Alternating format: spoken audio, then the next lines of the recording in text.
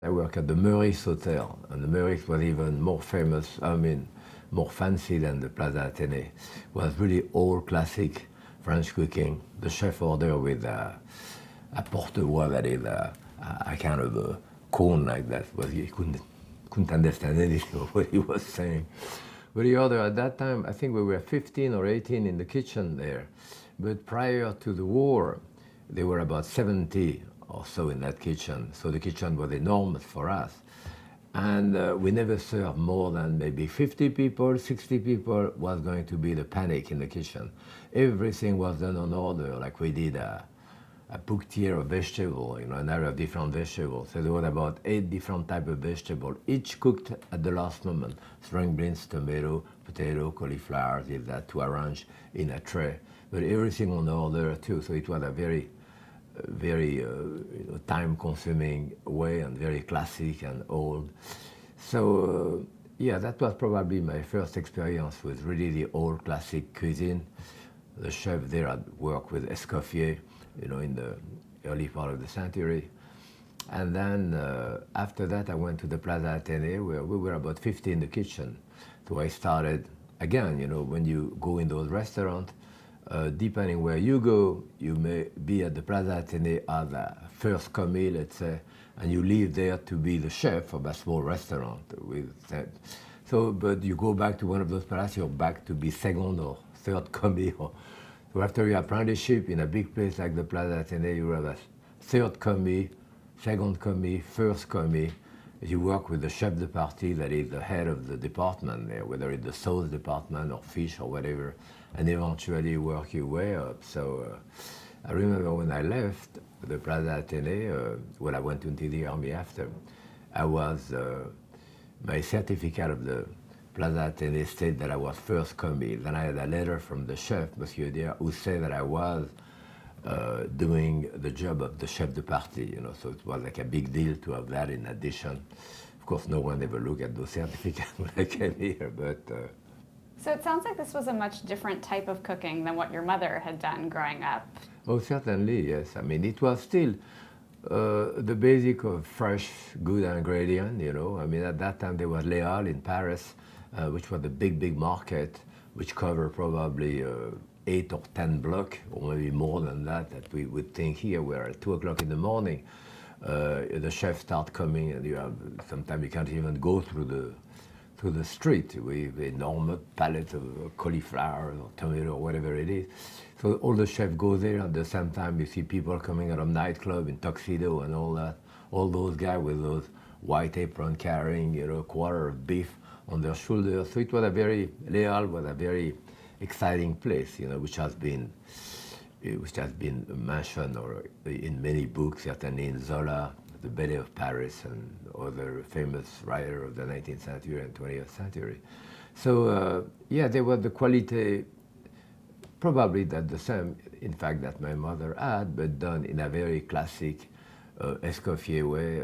And the idea at that time, certainly in the kitchen, was to conform, to do the way.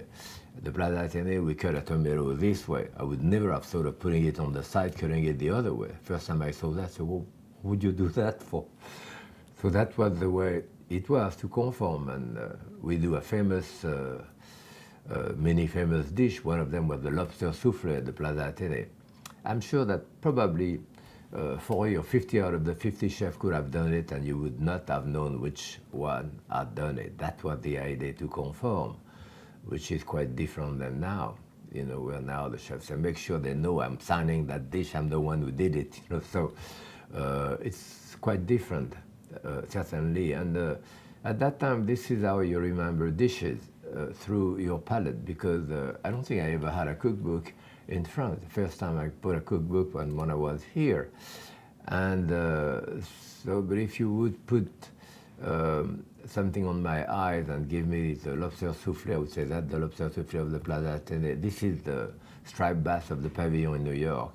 This is poulet à la crème of my mother. I would recognize those dishes by taste. That's the way it was, to conform.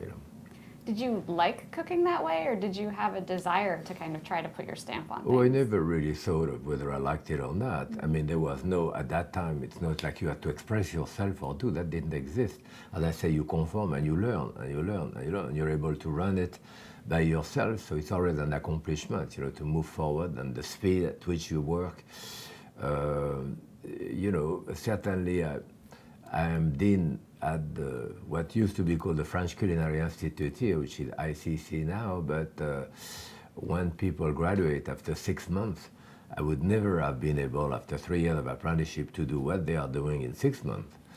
However, my hand was much faster because there is a great deal of, at the stove when I was an apprentice, for a year, I cleaned up the floor, and then I start scaling the fish and plucking the chicken, eviscerating the chicken. So a lot of plucking, cleaning, doing vegetable and all that too, without anyone telling you how to do it. They just tell you to do it.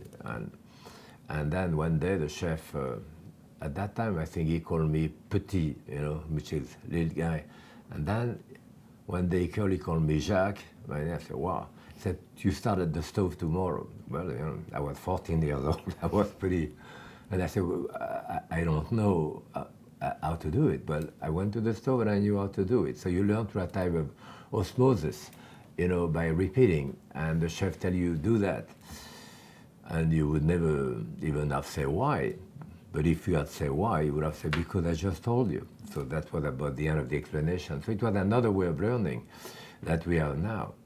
I still remember I was about 14, maybe 15 at the time, and I was pretty small for my. And one day, Angèle, I think it was Angèle, the waitress, it was an old waitress, they came knock at my door at 10:30 at night. I was in bed already, and then 4 people just arrived, and they wanted to have dinner, and everyone was gone. I was the oldest apprentice. I mean, not the oldest, but maybe the more ancient apprentice. So they took me down, and okay, they ordered poulet à la crème, chicken cream sauce, and all that. And apparently they like it, so they wanted to see the chef. So here I came in the dining room, like 14, I said, this is the chef, 15 years old. So that was the way. So in Paris, there was a great deal to learn in the classic repertory of cooking, hundreds of different types of dish that you go through, whether it was at the Meurice or the Plaza Athénée. So I never thought of questioning that. It didn't exist. That would not exist before Nouvelle Cuisine, and that would be, in the 70s or the end of the 60s or whatever. And that was more of you got to put your stamp on the dishes?